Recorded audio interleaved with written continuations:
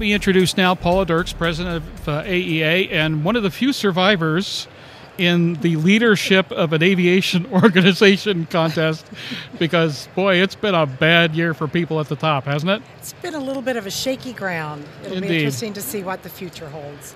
But I got to tell you,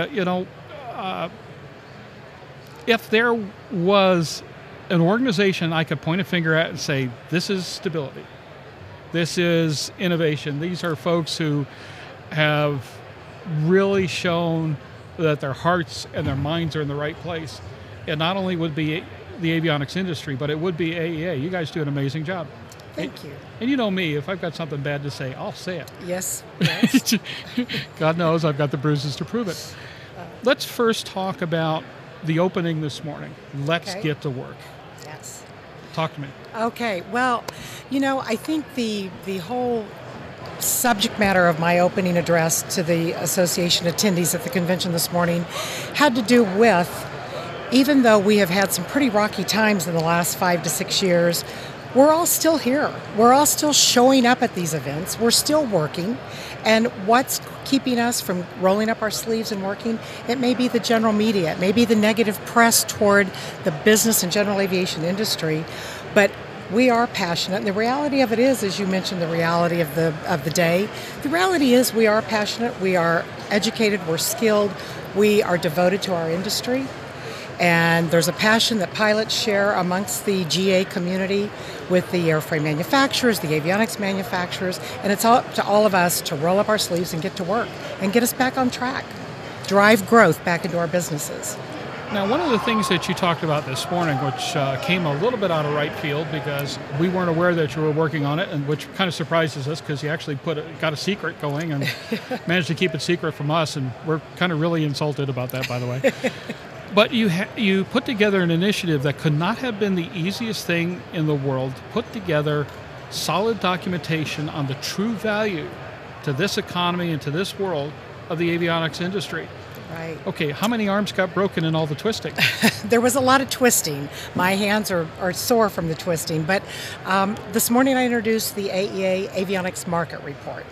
And this is the first time a report of this nature has existed that is going to reflect the total dollar value size of the avionics market, aviation electronics, if you will, both forward fit and retrofit avionics. There's been market reports such as the Gamma Industry Report, a wonderful report that a lot of people focus on, and a lot of people benefit from the valuable information derived from that report on aircraft shipments and manufacturing. But nowhere has there been a report devoted to the manufacture of the avionics systems that's going into these aircraft.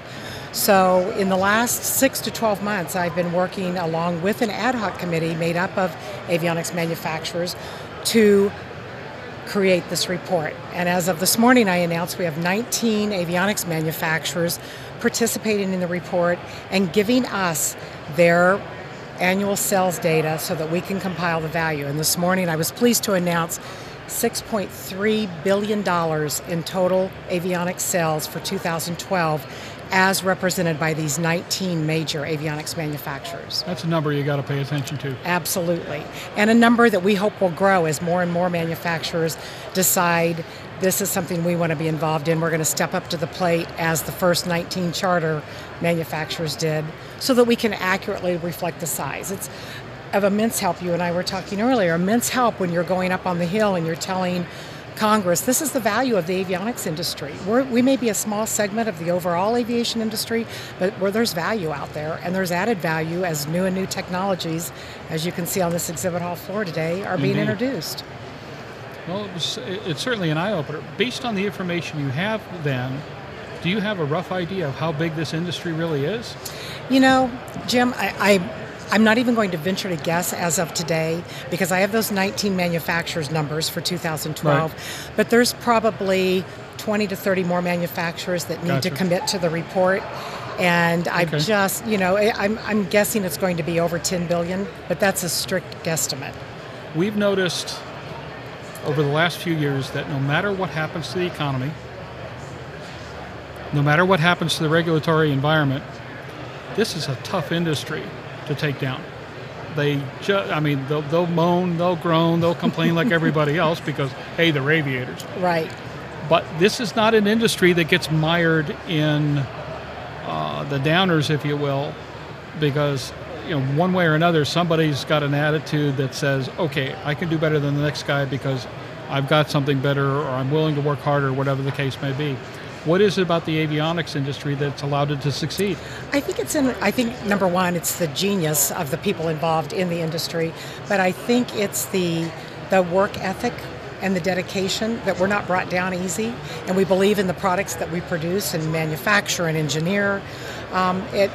Where some of the other segments of our market has been faltering over the last 4 or 5 years, the one thing that's remained constant, if people really think about it, is the introduction of new and more powerful avionics technologies. That the research and development dollars have not stopped. No. While the flying community's wallets may have, been held a little closer to their vest, the research and development of new avionics technologies has not stopped during this time. And I think it will just continue to develop as ADS-B mandate grows closer and closer, and new realities and new markets begin to emerge. We'll just keep going. As I said this morning, we need to continue to work, and we need to use our own blood, sweat, and tears to pull us out of the throes of this depressed economy. Plenty of that out there. Yes.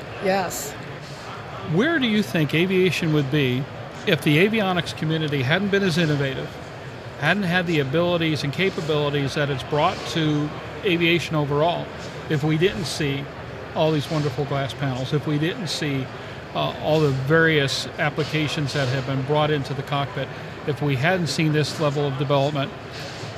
I mean, there's no way I can give an estimate to the amount of damage that ultimately would have been done without that innovation. Right.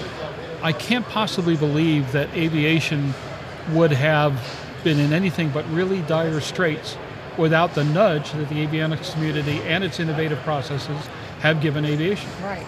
That is an interesting viewpoint, because number one, next generation wouldn't be existing today if it wasn't for the advancement of avionics, because we're the backbone of that system.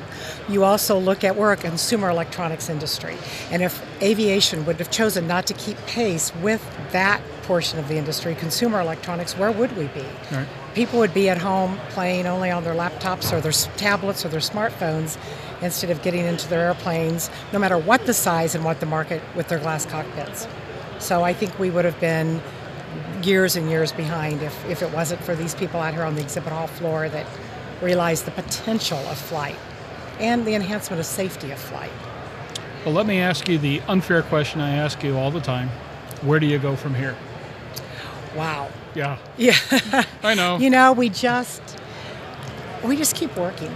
That's where we go from here. We're not going to, I don't think anyone, even an economist on Wall Street, is going to tell us that we are going to grow by leaps and bounds over the next 10 years. The recent FAA forecast shows it's a very slow forecasted growth.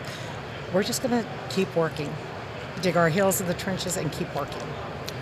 Do you think there is any pivotal change or any pivotal realignment, if you would, that could conceivably create a more swiftly positive environment for this industry? If you had a list of, oh my gosh, God give me these please for Christmas kind of thing, dear Santa. Right. And with some semblance of realism, because I don't think the FAA is going to close its doors tomorrow. But you get the idea. Right. What might those be?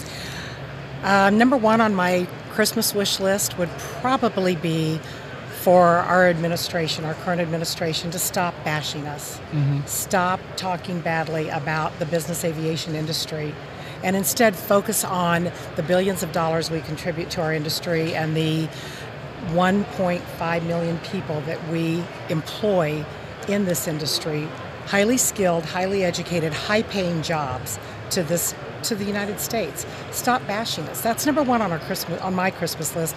Number two would probably be a more effective and efficient regulatory authority, certifying products in a more efficient way. And we are making progress with that, along with other trade associations, working with the various directorates within the FAA.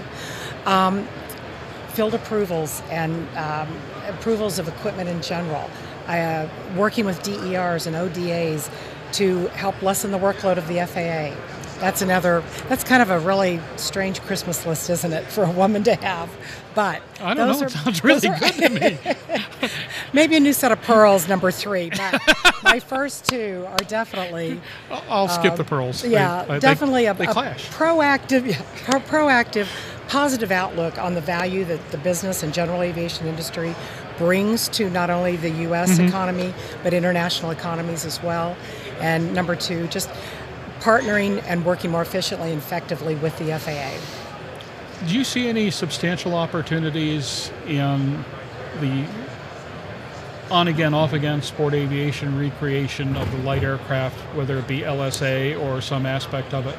Are you seeing any significant numbers out of that? No. What I am seeing is a lot of new non-certified avionics equipment. Well, look at Garmin's announcements this morning. Exactly. It's huge. Exactly. A lot of that market, it's growing tremendously. I think as our economy improves, that's where we're going to see a lot of growth in the market as well. Unfortunately, when Sport Pilot was first introduced, that's when our economies started to tumble. Not just our aviation economy, but worldwide economies. So I think there's opportunity, a lot of opportunity there for that market to grow and for my members to benefit from it as well. Well, I'll tell you what, as we've said many a time, and it almost hurts us to say so because we've got a rep for telling it like it is, and unfortunately a lot of it in this industry has been negative of late. It's very hard to criticize AEA because you folks have made so many good decisions in an industry that probably has to be kind of like herding cats. Engineers, and we've made up a lot of avionics engineers, but that's probably what also makes our industry so special. And we've got a lot of great people here this week. And you've got an exceptional staff. You folks do an amazing job. Thank you. Kudos to you for that. Thank you very much. Well, we look forward to seeing what the next year may bring. Hopefully it'll be positive in any vein and maybe incremental, but we'll take whatever we can get. Absolutely. And thanks to you and your incredible staff as well. Oh, we have so much fun here. Besides, got us out of northern Florida and a few other places and brought us to Las Vegas. How do you lose? Exactly. Well, just don't go to the casino, and then you won't lose. Well, first you have to have money to go to the casino, and we're in aviation, so that there's no chance. Not going to happen. Exactly. All righty. Paula, thank you much for your time. Jim, thank you. Aero-TV's live coverage of the 56th Annual AEA International Convention and Trade Show is brought to you in part by the following sponsors.